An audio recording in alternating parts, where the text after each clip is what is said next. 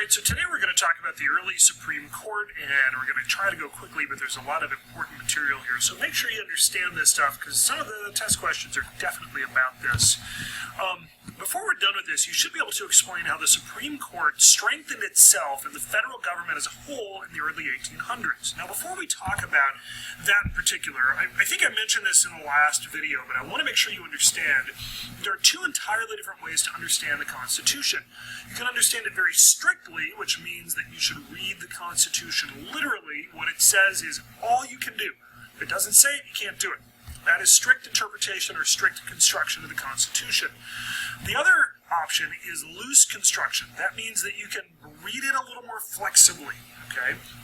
There's actually something called the elastic clause in the Constitution, which means you can stretch the Constitution to do anything that is necessary and proper.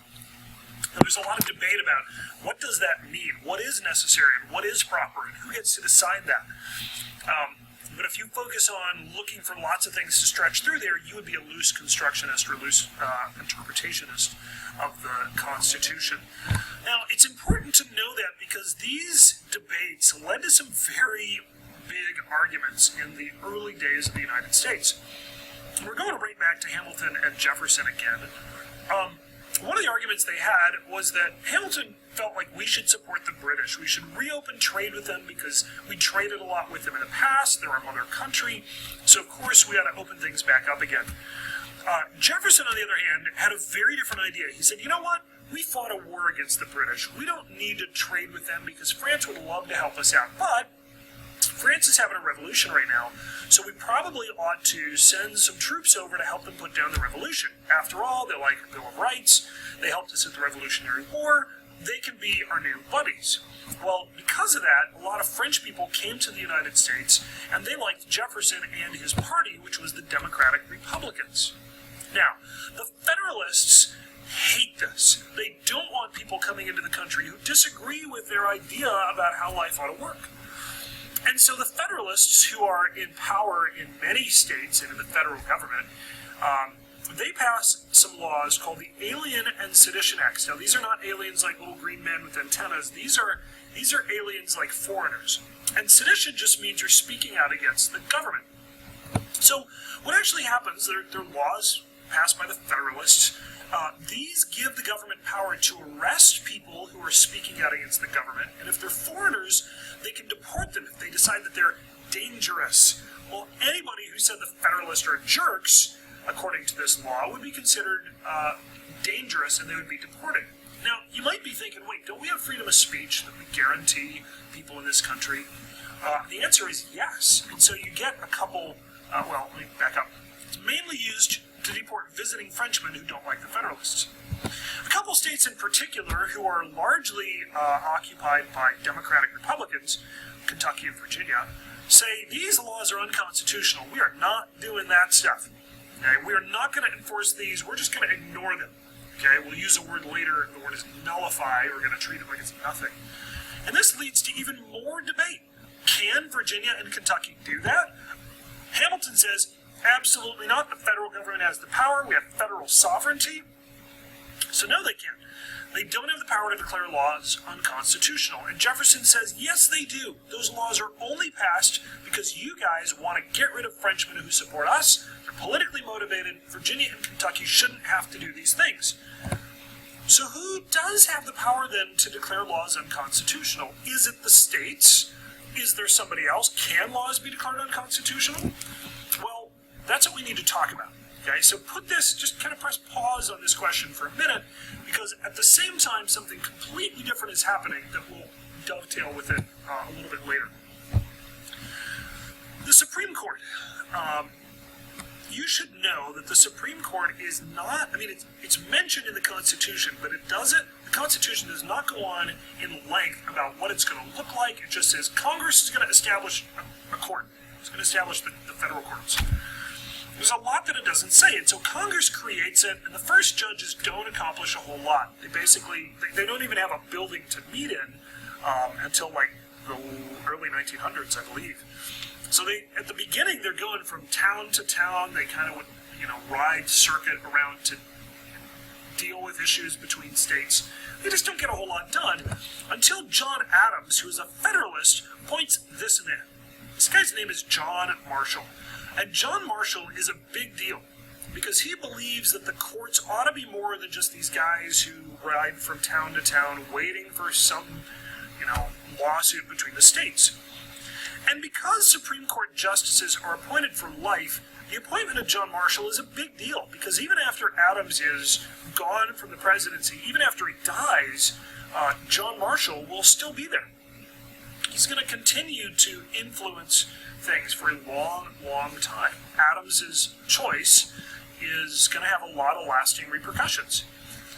By the way, in case you've forgotten, the way you get on the Supreme Court is that the president appoints you, like Adams did, or like Obama would do today. By the way, it's 2016 when I'm recording this. Somebody else later. Sorry, the video's old. After you're appointed, the Senate is going to actually decide, do we like this guy or not, or lady? And if they do, they're going to go ahead and they're going to say, yes, now you're on the Supreme Court.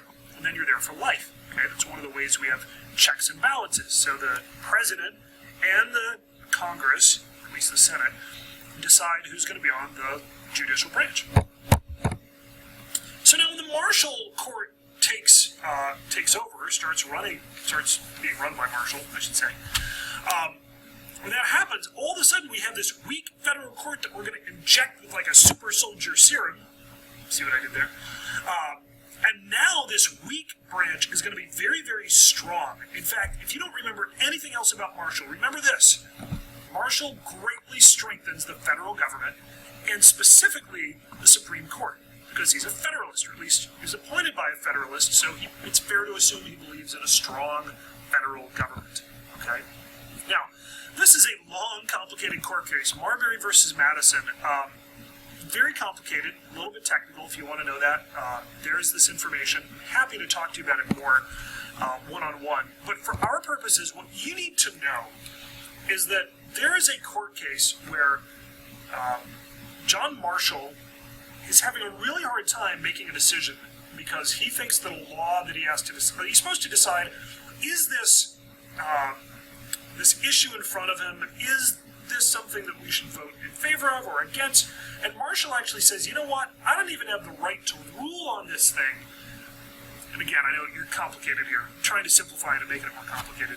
Marshall looks at a case and he says, the law that you're asking me to interpret shouldn't be on the books in the first place.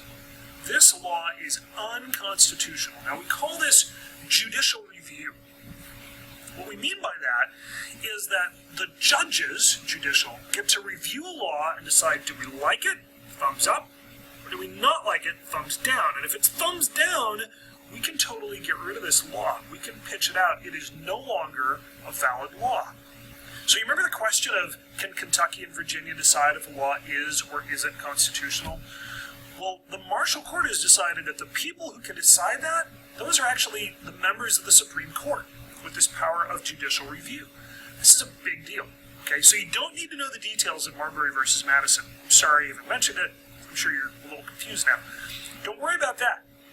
Worry about the fact that Marshall says we have this power. The power is judicial review.